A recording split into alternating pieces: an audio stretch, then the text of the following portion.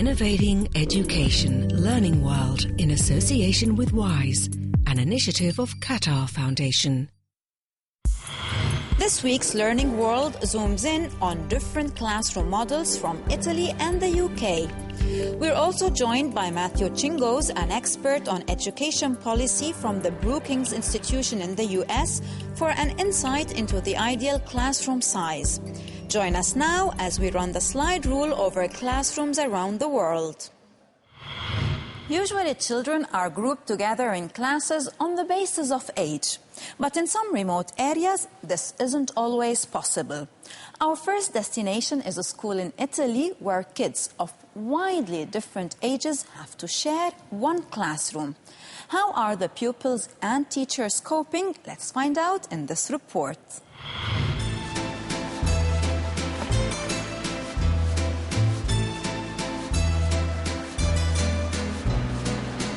This is the Viola Primary School in Italy. Every morning I drive down to Lisio, take these two children and drive them to Viola.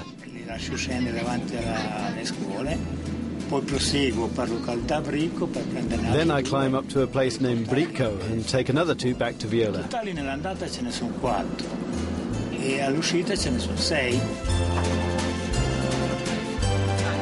2 years ago, the school was on the verge of closing down because there simply weren't enough children to fill the classrooms. It was saved because the local policeman offered to provide school transport and because the parents agreed to the school providing just one classroom with two teachers. 0, 1, 2, 3, 4, 5, 6, 7, 8, 9... Giacomo and Marina are in Year 2. This is Year 3, Lorenzo and Alessia. And here is Year 5. We manage all these different levels by being very patient, always moving around and trying to make everybody work properly. We choose subjects which work for everybody and try to put Year 4 and Year 5 together, sometimes even Year 3, 4 and 5. It's tiring but also rewarding. How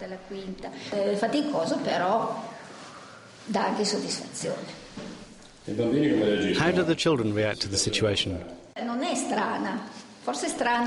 It might be strange to us, but children are able to adapt to different situations more easily than adults. Marina, do you like to be in the same classroom with the older ones? Yes. Why? Because they help me.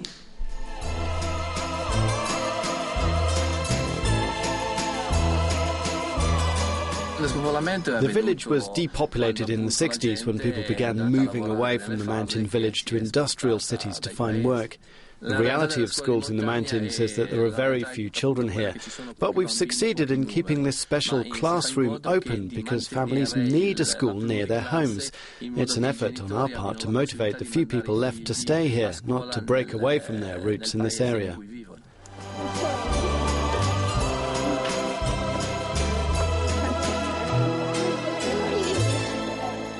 A smaller number of students per class is believed to produce better results. But is that really the case? We discussed this and other issues with expert Matthew Chingos. Let's hear what he has to say. Is there an ideal class size? How does class size affect educational efficiency? Well, the answer is that it depends, but I think a bigger, more important question is not just the effectiveness of smaller classes, but the cost effectiveness of smaller classes. Smaller classes are very expensive because you have to hire more teachers, build more classrooms, and so on. You might say, well, instead of spending all this money to hire an extra teacher to have a smaller class size, maybe I want to pay teachers more to get better teachers. Maybe I want to put more money into textbooks or technology or extracurricular programs or all the other things that the school resources can go to. Classes generally group students according to their age, date of birth. Could this be a harmful generalization? In an ideal world, would children choose their own classroom? I'm sure. I mean, the the model of having a group of kids in one classroom with one teacher, I mean, that's a model we've had for the last couple of centuries. But now with the advent of new technologies and new ideas about education, it's possible that that's maybe not the model we should stick with. I mean, some folks are talking about moving towards a model where you have more students in a classroom, but you integrate technology. You have some time spent on computers with interactive learning that way with a teacher who serves as a guide. And then at other times, in other contexts, you have more one-on-one time with the teacher. So I think you're absolutely right to question the old model of, one classroom with one teacher and a group of students. In certain cases, should class size be reduced? I think there are certainly cases where a class size reduction can be useful. I think the way to think about it is you don't want to have a one-size-fits-all mentality where you're doing smaller classes across the board, because that's very expensive and probably unaffordable. But what you can think about, I mean, there's some, so for example, the research says that students from disadvantaged backgrounds, say from poor families, for example, are more likely to benefit from a smaller class. You might focus the resources in that way. Or you might focus the smaller class resources on certain teachers. Maybe you have a brand new teacher who needs some help developing classroom management skills. So you give them a smaller class, and then you have a teacher who has a lot of experience, who is a really highly effective teacher, and you give them a larger class because they can handle it, and then maybe you also give them a little bit of extra compensation. So I think there are certain benefits, but the benefits vary in different circumstances, so you want to make decisions accordingly. Thank you, Mr. Chingos. Great, thank you. In our next report, now from the UK, we come across a different learning experience. In one school in Norfolk, teachers work with groups in supersized classes. But does that improve the quality of learning? Let's find out.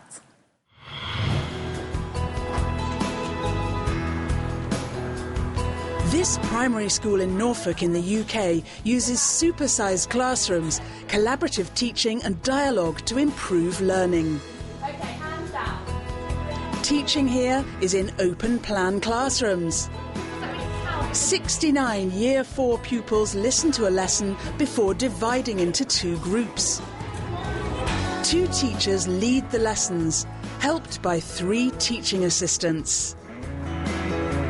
I think our philosophy is one of learning above teaching. I think what we're about is working collaboratively and learning from one another, and the teachers modelling learning. So I would say in that respect it was based on our philosophy, that the opening these doors and working together as a team was very, very firmly based on that. I guess it's a happy accident that we had people in the school who were capable of leading that learning. Teachers share teaching and assessment duties. The teacher who's strongest in a given subject teaches it, while the other supports. This collaborative teaching helps develop social skills because the pupils watch the interaction amongst the teaching staff.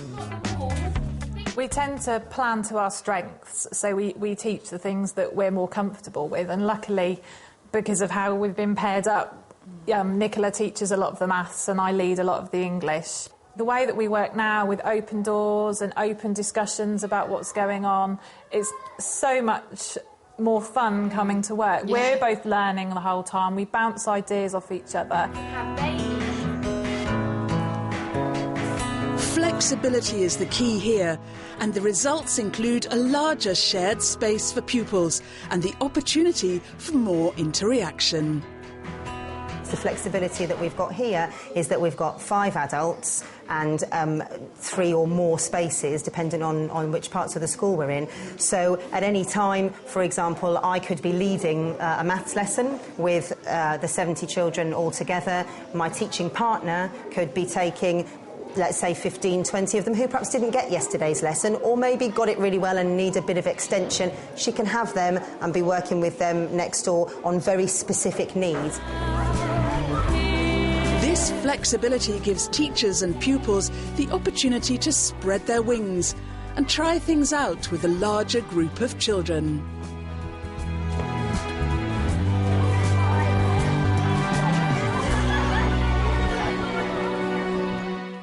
Well, you can also share your ideas with us on the Ideal Classroom. Send us your thoughts on Facebook or Twitter. And don't forget, you can always visit the Learning World website for more and more on the world of education. Goodbye for now. Learning World in association with WISE, an initiative of Qatar Foundation.